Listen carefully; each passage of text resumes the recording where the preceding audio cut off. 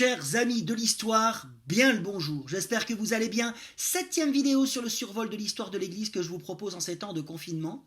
Nous sommes toujours dans le 3e grand point de notre étude, l'Église entre ombre et lumière, une période qui va du 11e au 13e siècle. Et nous avions vu ensemble la fois dernière que l'Église en ce temps était tombée dans bien des travers, notamment avec l'encouragement des croisades, avec l'institution de l'Inquisition. Nous avions vu aussi que le chef de cette église romaine était tombé par l'impulsion de la réforme grégorienne dans un excès d'autorité, avec un pape qui devient de plus en plus le chef incontestable, avec des prétentions surdimensionnées. Et comme à chaque période trouble de la chrétienté, nous voyons en cette période des voix qui s'élèvent pour critiquer le clergé, critiquer les déviances doctrinales, ou aussi pour tout simplement vouloir revendiquer une vie de piété plus authentique. Alors, c'est notamment quand je veux parler de ces voix dans le désert, que j'appelle les voix dans le désert, c'est l'occasion, le moment où, dans cette période qui va du 11e jusqu'au début du 12e, une période marquée par une éclosion justement monastique. Vous savez, comme à toutes les périodes où il y a eu des déviances, on a vu par exemple Antoine l'Égyptien partir au désert. Ça ne veut pas forcément dire qu'on ne peut pas émettre des réserves sur ce genre de démarche, mais néanmoins, l'intention, c'était de se retirer pour vivre quelque chose de plus authentique. Et bien là aussi, en cette période trouble, noire, obscure de la chrétienté, nous voyons des gens partir dans un idéal monastique. Pensons par exemple à l'ordre des Chartreux. Je vais me faire des amis avec mes amis grenoblois ici, fondé en 1084 par Bruno, avec la Grande Chartreuse dans le diocèse de Grenoble maintenant, que vous pouvez visiter, visite d'ailleurs très intéressante. Bruno qui va vouloir revenir à quelque chose de plus simple, avec un travail de la terre, des longs temps de silence, des temps de prière, qui contraste avec les excès en ce temps de l'abbaye de Cluny, qui est malheureusement tombée dans la mondanité et qui va se faire critiquer, notamment par un certain Bernard de Clairvaux. Alors lui aussi, Bernard de Clairvaux, il va vouloir réformer les mœurs monastiques qu'il trouve qu'en ce temps-là, ils sont tombés en désuétude.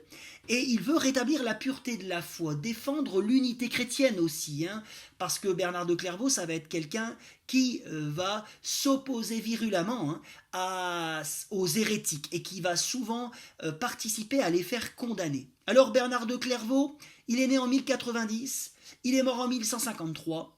Il va d'abord au monastère de Cîteaux, il ne veut pas aller au monastère de Cluny parce que pour lui, en définitif, elle est tombée dans la mondanité, c'est pas ce qu'il veut vivre comme vie monastique. Et donc, il va partir à l'abbaye, au monastère de Cîteaux, qui existe déjà à son époque, mais il va participer largement à son rayonnement et à la création de l'ordre cistercien.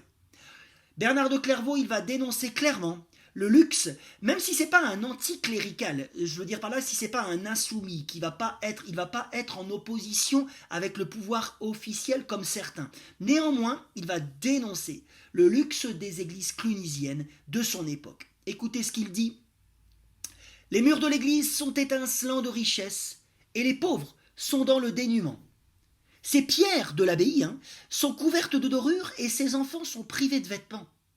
On fait servir le bien des pauvres à des embellissements qui charment le regard des riches. Les pauvres n'y trouvent pourtant pas de quoi, dans cette abbaye, substantiver leur misère. Il se permettra aussi certaines critiques sur les évêques et sur les papes. Il dira dans une de ses lettres « On remarque que chez certains évêques, il y a un grand souci de leur garde-robe, mais peu ou pas de zèle pour la vertu. » Je voudrais rappeler, dit-il, ce mot de l'apôtre, pas de toilette somptueuse. Vous savez, Bernard de Clairvaux, c'était quelqu'un qui avait un gros caractère. Et parfois d'ailleurs, ce gros caractère lui a fait commettre des erreurs. Et il s'est montré parfois trop dur. Néanmoins, au pape Eugène III même, il dira « Écoutez bien, vous êtes l'évêque des évêques, pourtant qui est votre pouvoir ?» Un domaine à exploiter, point d'interrogation. Nullement une tâche à assumer. La chaire pontificale vous enorgueillit. Alors, son caractère, des fois, ça pouvait le servir aussi à avoir le courage d'émettre des critiques qui pouvaient potentiellement le mettre en danger. Le côté obscur de Bernard de Clairvaux, vous savez, dans cette histoire de l'Église, on ne voit pas des gens parfaits. Il y a toujours le côté obscur de ces personnes des personnes qui ont marqué l'histoire, qui parfois ont fait des choses remarquables, mais parfois qui ont fait des choses un peu pitoyables, ce qui nous montre aussi, comme pour nous, le besoin de chacun de la grâce de Dieu. Côté obscur de Bernard de Clairvaux, il soutiendra les croisades au concile de Troyes. Grâce à lui, d'ailleurs, l'ordre des Templiers va être mis en place. Vous savez, cet ordre, je vous avais parlé dans la 6e vidéo, qui, quelque part, légitime la guerre sainte et cette accession au salut possible pour ces chevaliers chrétiens. Il participera aussi, Bernard de Clairvaux, à la condamnation de certains insoumis, que j'ai appelés les insoumis et dont je vais vous parler maintenant. Troisième petit point de notre étude, les insoumis. Je voudrais vous parler d'abord de Pierre de Bruys, un prêtre qui est né à Gap, une ville que j'affectionne particulièrement. Il veut établir une église, lui purement spirituelle, ce qui va provoquer sa condamnation par l'église catholique en son temps. Alors, suite à cette condamnation, il va mener une vie itinérante entre Hautes-Alpes, Alpes de Haute-Provence, Languedoc. Il va critiquer la valeur donnée aux sacrements, notamment ceux du baptême des enfants, de la communion. Il va rejeter la doctrine de la transsubstantiation. Vous savez, cette doctrine de l'Église catholique qui dit que le pain, lors de la messe, se transforme réellement en corps du Christ et que le vin se transforme réellement en sang du Christ. Il rejette cette doctrine qui va d'ailleurs devenir officielle au concile de Latran en 1215, mais qui existait déjà dans l'Église qui était bien présente au IXe siècle déjà. Il dénonce l'inutilité des églises. Pourquoi ? Parce qu'à son époque, c'est l'époque de l'art roman, puis ensuite de l'art gothique. Les églises vont être embellies, reconstruites. On veut faire mieux que son voisin, il y a de la concurrence dans la beauté. Mais ça devient aussi le lieu des habitations, des reliques, qui prend un grand essor en ce temps-là, j'en parlerai un peu plus tard, avec les restes de la croix, soi-disant de la croix de Jésus qu'on ramène, des restes des saints, des clous de la croix du Christ. Bref, les églises deviennent aussi des théâtres, des véritables théâtres à ciel ouvert où on voit des sculptures, des vitraux, des fresques qui représentent des scènes bibliques et qui sont censées enseigner le peuple qui, en ce temps-là, il faut bien le reconnaître, et pour la plupart, illettrés. Alors, les partisans de Pierre de Bruys seront appelés les pétrobusiens.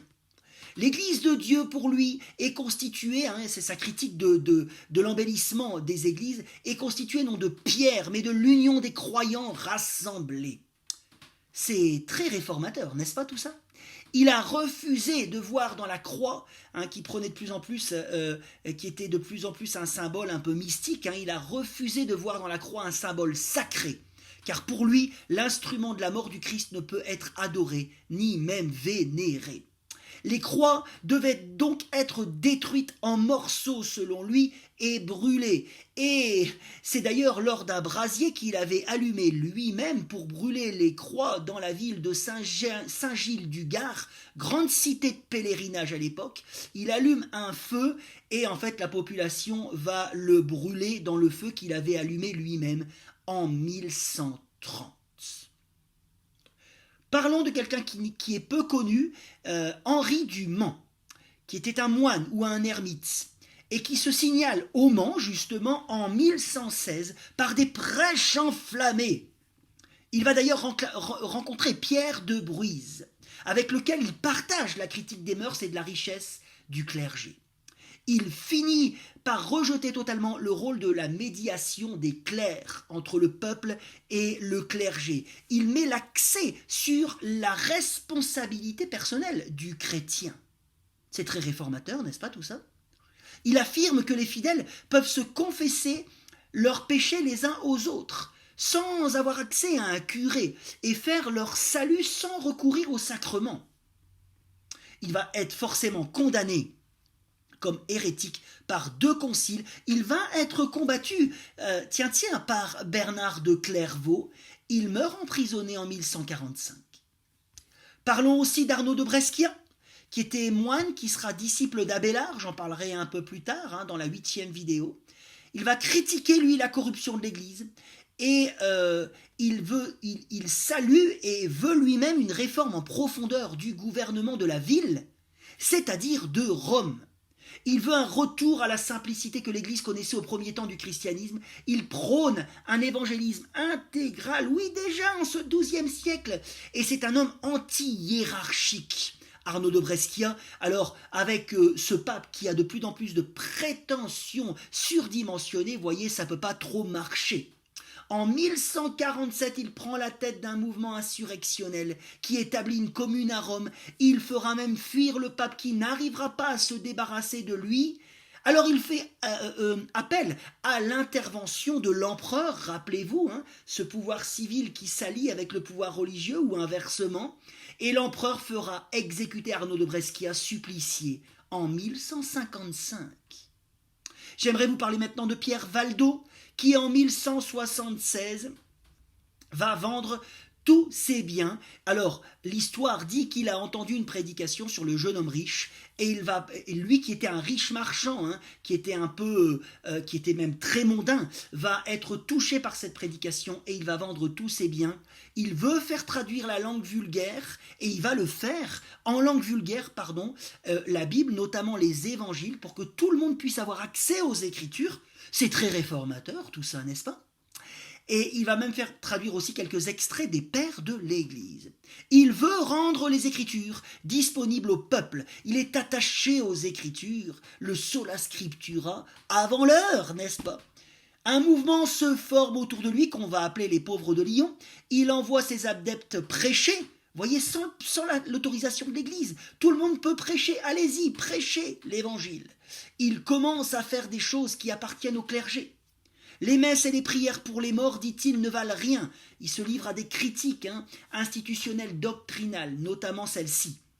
Alors ils auront une première approbation en demandant la permission du clergé local, mais le mouvement s'étend tellement de plus en plus, c'est aussi une attaque directe à ce que l'Église enseigne. Donc en 1182, ils sont excommuniés, ces pauvres de Lyon, et chassés de la ville. On ne sait pas trop ce qui est devenu Pierre Valdo. La fin de sa vie reste assez floue.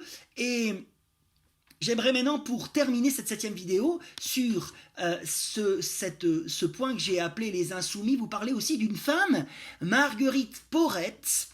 Marguerite Porret. Alors entre le milieu du XIIIe, alors ça déborde un peu sur notre section, c'est une Marguerite Porret, elle va être exécutée au tout début du XIVe siècle. Néanmoins, entre le milieu du XIIIe et le XIVe siècle, les courants mystiques vont connaître un grand essor. 2 simples fidèles, face à tous ces excès de l'Église, vont chercher à avoir une expérience directe, parce que c'est beaucoup, pour certains, l'expérience directe n'y est pas, il faut passer par le clergé, par les évêques, par le pape, bon bref, ils veulent une expérience directe de Dieu. C'est l'époque d'ailleurs au XIVe siècle, que c'est à cette époque que va être écrit l'imitation du Christ, cet ouvrage mystique resté dans les annales de l'histoire et dans les écrits qu'on lit encore aujourd'hui dans l'Église. Alors on va voir apparaître un courant dans cette perspective qu'on va appeler les béguines pour les femmes ou les bégards. C'est quoi ? C'est des laïcs non consacrés qui s'exhortent à la perfection religieuse et qui vont eux aussi user de traductions de la Bible non latines vulgaires. Ils veulent comprendre, lire les Écritures par eux-mêmes. Alors ça inquiète l'Église qui a peur, encore une fois, que ça dévalorise la transmission de la parole et des sacrements par le clergé. Ce mouvement va être combattu avec virulence à partir de 1306 et une béguine va même subir le martyre, conduit au bûcher En 1310, il s'agit de cette fameuse Marguerite Porete, reconnue coupable d'avoir écrit un ouvrage mystique, notamment en langue vulgaire, Le Miroir des simples âmes. Par la suite, de nombreuses femmes biguines de ce courant seront brûlées, notamment en Allemagne. Stop pour cette vidéo, la fois prochaine nous parlerons de l'apparition des ordres mendiants, notamment les dominicains, les franciscains, fondés par François d'Assise. Nous parlerons aussi de l'essor des reliques et pour terminer de la scolastique, ce mouvement de pensée qui va rechercher à utiliser la raison humaine pour comprendre la révélation biblique. Je vous souhaite une bonne journée, j'espère que ça a été pour vous et je vous dis comme d'habitude, historiquement vôtre.